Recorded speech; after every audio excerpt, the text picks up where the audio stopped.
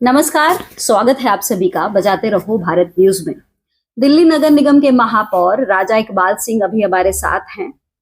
अपनी बात की शुरुआत करूं उससे पहले मैं आपको बता दूं कि आज दिल्ली नगर निगम निर्माण समिति की बैठक थी। बैठक शुरू होने से पहले ही खत्म हो गई।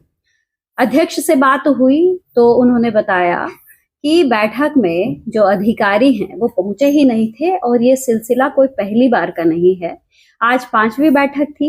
सारे वरिष्ठ अधिकारी उस बैठक से गायब थे। क्या कहेंगे महापौर साहब?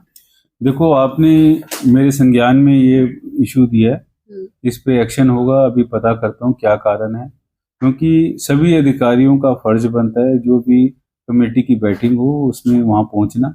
अगर वो नहीं है तो जो भी एक्शन है उसको नियम अनुसार उसका एक्शन लिया जाएगा। मेरे साहब, जब मेरी चेयरमैन साहिबा से बात हुई तो उन्होंने कहा कि अपनी तरफ से जो अधिकारियों ने एक्सक्यूज दिया वो कह रहे थे कि सीएम साहिबा की बैठक है। तो यहाँ पर सवाल ये उठता है कि अगर ये मान लिया जाए कि एडिशनल कमिश्नर साहब को वहां पहुंचना था तो उनके नीचे एएनसी साहब हैं या उनके नीचे और जो भी अधिकारी हैं, कोई तो उपस्थित होना चाहिए था ना, क्योंकि सारे जो भी पार्षद हैं, जो मेंबर्स हैं, वो सारे अलग अलग इलाकों से आते हैं और महीने में एक बैठक होती है। अपने इलाके की समस्या, दिल्ली वाले प्रभावित ना हो उसके लिए आते हैं। और ये पहली बैठक नहीं है, 5वीं बैठक है। 5वीं बैठक में भी अगर ऐसी स्थिति बनी हुई है तो ये तो बहुत ही गंभीर स्थिति है। और ये सिचुएशन सिर्फ निर्माण समिति में नहीं, कल डेम्स कमेटी की जब 2 दिन पहले बैठक हुई थी उसमें भी यही स्थिति थी। देखो, जो आप बता रहे हैं इस पे तुरंत एक्शन होगा। मैं अभी बात करता हूँ कमिश्नर साहब से। पहले भी हमने उनको कहा था कि सभी जो अधिकारी हैं वो पहुंचने चाहिए। अगर 1% किसी कहीं पर कोई गैर हाजिर है तो उसकी जगह हमें कोई दूसरा अधिकारी होना चाहिए और जो भी समस्या है उनका समाधान होना चाहिए। ना तो इन कमेटियों को बनाने का कोई फायदा नहीं है। तो अब इन पे एक्शन होगा और मैं अभी डिटेल मंगवाता हूँ। चलिए, अब मैं एक और सवाल आपसे ले लेती हूँ। अभी जो डेटा एंट्री ऑपरेटर्स हैं जिनको लेकर 2 साल का एक्सटेंशन जो है आपकी तरफ से देने की बात हुई है, लेकिन इस बार एक कंडीशन उनके साथ ये डाल दिया गया है कि जितने भी डेटा एंट्री ऑपरेटर्स का एक्सटेंशन होगा, रिन्यूअल होगा, वो उनको एक टेस्ट से गुजरना पड़ेगा। तो उन जो एम्प्लॉयज हैं उनकी परेशानी ये है कि एक तो उनको सिर्फ टाइपिंग के काम पे इस्तेमाल नहीं किया जाता। बहुत ऐसे हैं जो टाइपिंग के अलावा वो कहीं किसी और जगह पे काम कर रहे हैं। तो उनका कहना है कि जिनकी स्पीड इतनी अच्छी नहीं है और कितने सालों से काम कर रहे हैं, तो ऐसे में वो तो टेस्ट से बाहर हो जाएंगे। तो ऐसे में आप लोग क्या कर रहे हैं उनके लिए? देखो, आपके इस इश्यू उठाने से पहले अगर आपने पहले पता किया होता तो ऑलरेडी एडिशनल कमिश्नर साहब को इंस्ट्रक्शन जा चुकी है कि इन्हीं लोगों को लेना है। तो वो मेरे पास सारे आए थे तो मैंने उस समय फ़ोन भी कर दिया था। Now they are satisfied. उनकी तरफ से मुझे मैसेज आया कि वो ठीक चल रहा है। कहीं पर भी कोई दिक्कत हो मुझे कांटेक्ट में आ सकते हैं, मेरे ऑफिस आ सकते हैं। रही बात टाइपिंग की, अपने आप को अपग्रेड करने में कभी कोई बुराई नहीं होती। अगर कोई आदमी पुराना लगा और पार्टी कंपनी ने कह दिया कि इसको टाइपिंग आनी चाहिए, तो टाइपिंग सीखना तो बहुत मुश्किल काम नहीं है। 15 दिन में आप, आजकल ऑनलाइन हर चीज़ अवेलेबल है। कल हम ये भी कह सकते हैं कंप्यूटर भी सीखना चाहिए, हम ये भी कह सकते हैं आगे बढ़ना चाहिए। लाइफ तो लर्निंग का नाम है। ये नहीं कि अगर आपने एक चीज़ आपको नहीं आती तो सीखिए। तो अगर हम आज से 5 साल पहले लोग, 10 साल पहले लोगों को कंप्यूटर नहीं आता था। आज छोटे लोग भी जो बिल्कुल ही अनपढ़ हैं वो भी कंप्यूटर चला रहे हैं। नहीं, तो मेरे सब उनका कहना है टाइपिंग आती है, स्पीड इतनी नहीं है। तो स्पीड बढ़ जाती है। स्पीड बढ़ने में क्या चाहिए, 15 दिन में स्पीड बढ़ जाती है। तो स्पीड बढ़ाने में कोई बुराई नहीं है। अगर उनको ना रखें तब तो दिक्कत है कंपनी की। कंपनी ने मना नहीं किया किसी को रखने के लिए। अगर कोई भी किसी का इश्यू है वो हमारे पास है, मगर देखो काम तो करना पड़ेगा। नया आदमी हो, पुराना आदमी हो, काम में कोई एक्सक्यूज नहीं है। अगर आपको टाइपिंग नहीं आती सीख लीजिए। स्पीड कम है, महीने में तेज हो जाएगी, 2 महीने में हो जाएगी, 3। मगर आप सोचें कि आप पुराने धर्रे में चले, वो नहीं होगा। मगर हम सभी को 100% को इस अपने उसको वापस लाएंगे। मतलब टाइपिंग स्पीड एक वो कारण नहीं होगा जिससे उन्हें हटाया जाए, ये आप कहना चाह रहे हैं? नहीं, मैं कुछ नहीं कहना चाह रहा। वो आपने टाइपिंग का इशू बताया तो मैंने अपने मन की बात की कि काम में कोई एक्सक्यूज नहीं है। टाइपिंग हो या कोई भी कुछ हो, मान लो मुझे कंप्यूटर नहीं आता तो सीखने में क्या? नहीं, वो मैं समझ गई। मेरा सवाल ये है कि जो कर्मचारी कह रहे हैं कि टाइपिंग स्पीड ना होने की वजह से अगर उन्हें हटा दिया जाए, तो उसके लिए मैं जवाब चाह अगर रही थी। किसी भी वजह से कोई हटेगा तो मैं ये बता रहा हूँ, मैं बैठा हूँ, एक भी आदमी नहीं हटेगा। बेशर्ते कोई ऐसा काम ना किया हो जिससे हम उसकी अप्रोच ना कर पाए, बाकी सारे पुराने लोग लगेंगे। अगर कोई अपग्रेड कहीं कोई ऐसी चीज आ गई, मान लो मुझे टाइपिंग नहीं आती तो सीख लिया जाएगा, महीना 2 महीना 3 महीने 6 महीने में सीख ले, कोई इशू नहीं। अब एक बहुत जरूरी सवाल है, वो लेना जरूरी है, क्योंकि शुक्रवार को जो 33 दिनों से जो MTS, DBC एंड CFW कर्मचारी आंदोलन पर बैठे थे, शुक्रवार को आपने जूस पिलाकर उनकी हड़ताल को खत्म करवाया। मैं ये जानना चाहती हूँ कि 3 प्रमुख मांगे थी, उन मांगों में से किन किन मांगों पर आपने मुहर लगाई है, और अगर अभी नहीं लगी है तो आपने कुछ समय का दिया होगा उनको हवाला, तो क्या है पूरा मामला, बताइए। इस मामले में मैं आपको कोई जवाब नहीं दूंगा, क्योंकि आपको मेरे से ज्यादा नॉलेज है, आपको सब पता है। नहीं, लेकिन लोग आपकी जुबान से सुनना चाहते हैं। और मैं जुबान से बोलना नहीं चाहता। क्यों नहीं बोलना चाहते मेरे साहब? आपको देखो मैंने सुनो, हाँ। मैंने 35 दिन पूरा देखा, आपका भी देखा, हाँ। कर्मचारियों को भी देखा, अधिकारियों को भी देखा। अब मैं चाहता हूँ कुछ समय हम भी शांति करें, बाकी उनसे मिलना जुलना रहेगा, हमारे भाई हैं, आइए। हाँ। अब समाधान भी होगा। 1 महीने का जो वक्त दिया गया है उसमें कुछ होगा? 1 महीने का वक्त तो हमने बात नहीं हाँ, कहा है कि 1 महीने आप भेजेंगे वहां पे, जो उनकी सैलरी का मेन जो प्रमुख इशू ये है कि जो हमने कहा है वो हम करेंगे। अब जो कहा है वो क्लॉज बंद है, तो जो कहा है वो करेंगे। क्योंकि ये भी कहा जा रहा है कहीं मेयर साहब ने लॉलीपॉप तो नहीं दे दिया। मेरे साहब तो मीटिंग में थे ही नहीं। मेरे साहब तो लेकिन जूस तो आपने पिलाया। जूस तो हमने पिलाया, तो अच्छा ही किया ना। हाँ। तो मगर ये कि हमने लॉलीपॉप कभी नहीं दिया। जो लोग बोलते हैं वो भड़काने का काम करते हैं।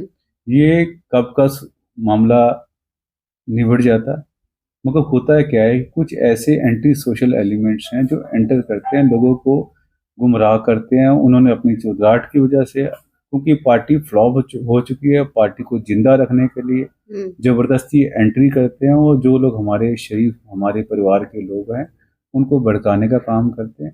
तो लास्ट में क्या हुआ? परिवार वाले मिल गए। हाँ, परिवार वाले मिल गए।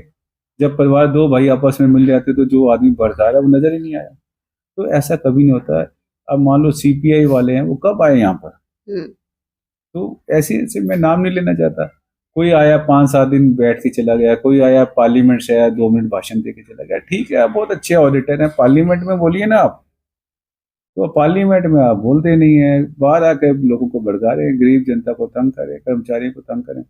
जनता ये आप समझ के चले, जो एम्प्लॉइज नहीं है वो हमारे भाई हैं, उनकी चिंता हमने करनी है, उन्होंने दिल्ली की जनता की चिंता करनी है।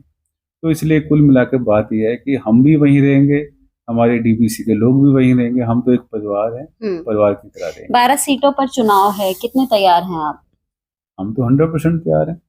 भारतीय जनता पार्टी के जो कार्यकर्ता हैं 24 घंटे काम करने के लिए तैयार रहते हैं, इलेक्शन के लिए तैयार रहते हैं। हमें कहीं भी किसी भी पॉइंट पे कोई दिक्कत नहीं। कौन कौन से मुद्दे रहेंगे इस बार? आपको क्या लगता है 12 सीट के जो चुनाव हो रहे हैं, इसमें भारतीय जनता पार्टी को कितनी सीटें मिलने वाली हैं और मुद्दे क्या रहेंगे?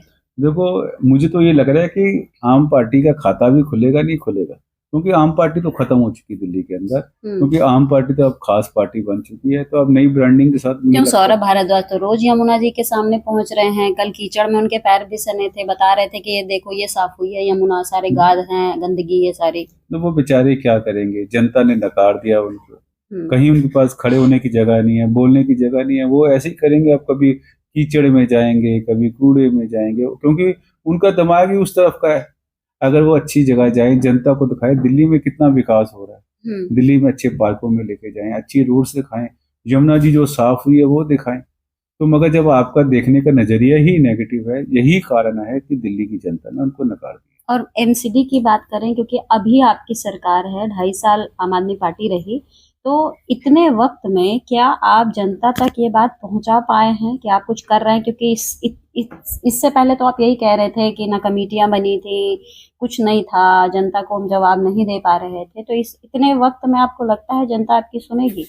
देखो, जनता सुनेगी नहीं, जनता महसूस कर रही है। हमने हाउस टैक्स के अंदर पुराने, आप देखिए कि जो लोग हाउस टैक्स नहीं दे पाए किसी भी कारण से, हमने उनको इंटरेस्ट फ्री कर दिया, हमने उनको पेनल्टी फ्री कर दिया। जनता का जो वजन था, जो जनता का दिमागी बोझ था, वो कम हो गया। जो लोग हाउस टैक्स जमा करा रहे हैं वो समझ रहे हैं कि भारतीय जनता पार्टी की सरकार है, वो हमारे लिए क्या कर रही है। और आज की डेट में सबसे ज्यादा हाउस टैक्स जमा हुआ है। जब फैक्ट्री लाइसेंस की बात है, हमने फैक्ट्री लाइसेंस से म्यूनिसिपल कॉर्पोरेशन को फ्री कर दिया।